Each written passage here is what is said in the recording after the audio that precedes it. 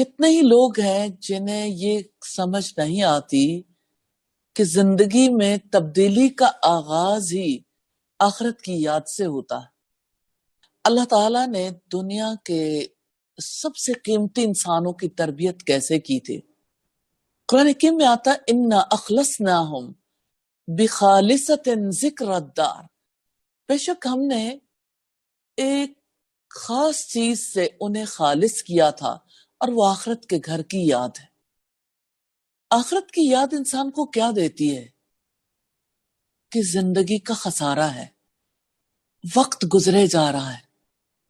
اب دیکھیں، آپ لوگ محسوس کرتے ہوں گے اپنے بچوں کے حوالے سے، آپ کو یہ فیل ہوتا ہوگا کہ ان کی زندگی ضائع ہو رہی ہے، زندگی کا وقت گزر رہا ہے۔ اگر انہوں نے نہ پڑھا، اگر ان کی وقت پہ شادیاں نہ ہوئی، اگر انہوں نے بزنس نہ کیا، اگر انہوں نے دنیا کمانے کے لیے کوئی ایفرٹ نہ کی، تو ان کی زندگی ضائع ہو جائے گی۔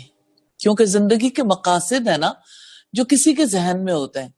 تو اگر کسی کے ذہن میں یہ ہے کہ زندگی کا مقصد کھانا پینا جینا ہے، تو اس کو تو لگتا ہے کہ کھانے پینے اور جینے کے لیے ضرور ہی ایسے اسباب پیدا کرنے ہیں جس کی وجہ سے یعنی کوئی کمانے کے لیے تعلیم حاصل کر لے، کوئی مال کمانے کے لیے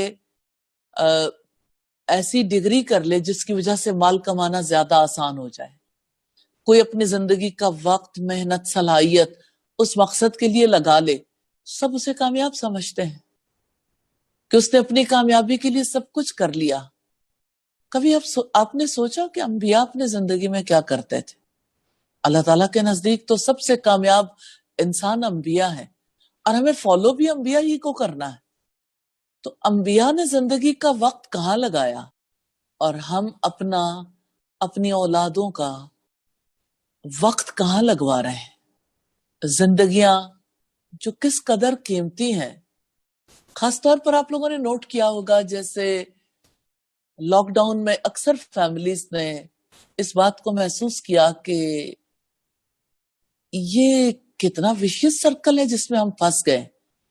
اسکول جانا آنا، اسکول، کالج، یونیورسٹی، تو بہت سے صاحب فکر لوگ ایسے ہیں جنہوں نے محسوس کیا ہے کہ اسکول بھیجنے کا مال لگا کے اور اپنے بچوں کا وقت لگا کے اور پھر قوتیں لگا کے وہ خطر کا فائدہ نہیں ہوا، کیونکہ اسکول اچھا انسان بنانے میں ناکام رہا ہے۔ اور کافی زیادہ لوگوں کو یہ پتا چلا کہ جب ہم نے اسکول کے اندر کی ایجوکیشن کو پہلے نہیں دیکھا، آن لائن کلاسز ہوئی تو پتا چلا بچے کیا سیکھ رہے ہیں۔ اب ماں باپ کو تکلیف لاحق ہوئی، اور ماں باپ نے ڈیسیژن کرنا شروع کیا کہ اس سے تو بہتر ہے پھر یعنی کوئی ہوم سکولنگ کر لیں، کوئی اور راستہ اختیار کر لیں، اپنے بچوں کو بچا لیں، ان کی تو زندگی ضائع ہو گئی۔ لیکن بہت بڑی تعداد ایسی بھی ہے جنہیں یعنی اس بات کی سمجھ آسانی سے، ظاہر ہر ایک کو تو نہیں آتی۔ میں اس حوالے سے جو بات کرنا چاہتی ہوں وہ یہ کہ جو کسی کی زندگی کا مقصد ہوتا ہے نا، مقاصد کے مطابق لوگ اپنی مصروفیات، اپنے معاملات کے حوالے سے خود بھی اپنے بارے میں سوچتے ہیں، اور دوسرے بھی ان کے بارے میں رائے قائم کرتے ہیں، کون ناکام ہے کون کامیاب ہے۔ اب آپ دیکھیں کہ ایسی سوچ کے تحت سوچ سارا وقت 999 کے گرد گھومے گی، سوچ سارا وقت کھانے پکانے کے گرد گھومے گی، سوچ سارا وقت گھر والوں کے گرد گھومے گی۔ پھر یہ بھول جائے گا کہ سیدہ عائشہ سے اللہ کے رسول صلی اللہ علیہ وسلم نے ایک دفعہ کہا، جب انہوں نے دیکھا کہ انہوں نے 2 مرتبہ کھانا کھایا، کہ عائشہ کیا تم چاہتی ہو کہ تمہارا شغل صرف کھانا پینا رہ جائے؟ تو اگر آپ دیکھیں تو اوورآل لاک ڈاؤن میں خاص طور پہ جب سب گھر والے گھر تھے تو سب نے فیل کیا کہ شغل تو صرف کھانا پینا ہی ہے۔ تو لوگوں نے سوشل میڈیا پہ بہت لکھا وزن بڑھ گیا. اب پھر لوگوں نے وزن کم کرنے کے طریقے بتانے شروع کیے. ایکسرسائز کر لیں, کس طرح سے اپنے آپ کو فٹ رکھ سکتے ہیں. ایسا لگتا ہے جیسے انسان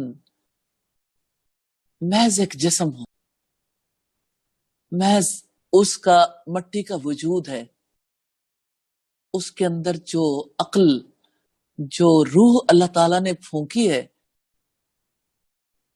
اس بارے میں انسان غور و فکر نہیں کرتے.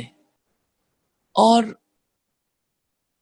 تیسرے پارے میں خاص طور پر اور قرآن میں عام طور پر اللہ تعالیٰ ہمارے سامنے مجسم کر کے کچھ مناظر لاتے ہیں تاکہ ہم سمجھنے کے قابل ہو جائیں.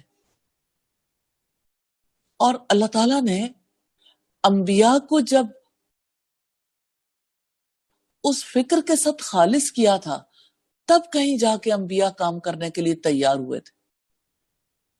تو مجھے ایسا محسوس ہوتا ہے, اپنے گھروں میں رہ کے دیکھا ہوگا کہ لاک ڈاؤن کے بعد اب باہر نکلنا مشکل ہو گیا. اب جو ہے وہ سہل پسندی زیادہ ہو گئی. آپ نے نوٹ کیا ہوگا سونے کے گھنٹے بھی بڑھ گئے, بات چیت کے گھنٹے بڑھ گئے. اچھا, آپ نے فیل کیا ہوگا کہ اس دوران یعنی ذائقوں کی دنیا اور پھر اسی طرح سے ریلیشننگ کی دنیا بہتر کرنے کے لیے کوشش ہوئی, اور لوگ جو ہیں وہ یہ سمجھتے ہیں کہ ہم آپس میں ایک دوسرے کے قریب ہوئے. بہت اچھا ہے, قربت کی راہیں تلاش کرنا آخر رشتہ داری کا حق ہے. لیکن کیا اللہ تعالیٰ کی رشتہ داری کا بھی کوئی حق ہے؟ اس کے قرب کے راستے, اس کے قریب ہونے کے ذریعے وہی ہے جو اللہ تعالیٰ نے اپنے انبیاء کے لیے استعمال کیے. ریلی کوئی انسان اپنے رب کے قریب نہیں ہو سکتا جب تک کہ اسے احساس زیاں نہ ہو. احساس زیاں سے مراد یہ ہے کہ بڑا احساس زیاں, اپنی جان کے نقصان کا جب تک احساس نہیں ہوتا, یقین نہیں آتا, انسان کے لیے بہت مشکل ہے کہ وہ رب کی قرب کی راہیں تلاش کر سکے. اور آپ دیکھیں کہ اللہ تعالیٰ نے مجسم کر کے یہ واقعہ دکھایا ہے, اور کیسے ہمارے شعور کو موت کے میدان میں پہنچایا ہے تاکہ ہم احساس زیاں کر سکیں, نقصان کا احساس ہو سکے کہ یہ جان ہمارے پاس نہیں رہنی. ہم کہتے ہیں انا للہ و انا الیہ راجعون, لیکن یہ ایک روٹین ہے, عادت ہے جس کے تحت یہ الفاظ ادا کر لیتے ہیں, اور کبھی دل سے بھی ادا کرتے ہیں, لیکن اپنی جان پہ رکھ کے اس پر غور و فکر کرنا بہرحال ایک مشقت طلب معاملہ ہے.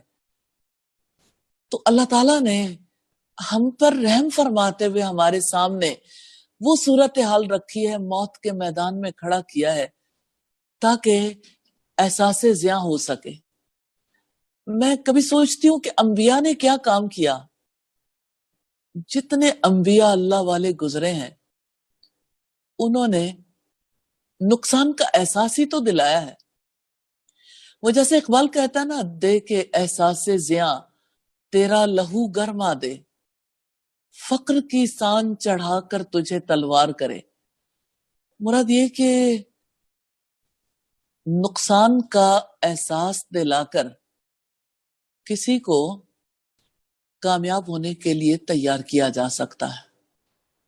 اب آپ دیکھیے کہ دے کے احساس زیاں تیرا لہو گرما دے, تو لہو کیسے گرم ہوا؟ نقصان کے احساس سے. اور جب انسان اس نقصان سے, بڑے نقصان سے بچنا چاہتا ہے تو وہ اپنی دنیا لوز کرنے کے لیے تیار ہو جاتا ہے. دنیا یا آخرت دونوں میں سے ایک فیصلہ تو کرنا ہی ہے. پھر وہ اپنی دنیا کی مصروفیات پہ کٹ لگاتا ہے, پھر وہ اپنے مال پہ کٹ لگاتا ہے جو دنیا کا حصہ لینا چاہتا ہے, اپنی صلاحیتیں، قوتیں، سب کچھ وہ دنیا میں کھو دینے کے لیے تیار نہیں ہوتا. وہ فرائض ادا کرتا ہے لیکن اس کا فیصلہ اپنی مرضی سے نہیں کرتا.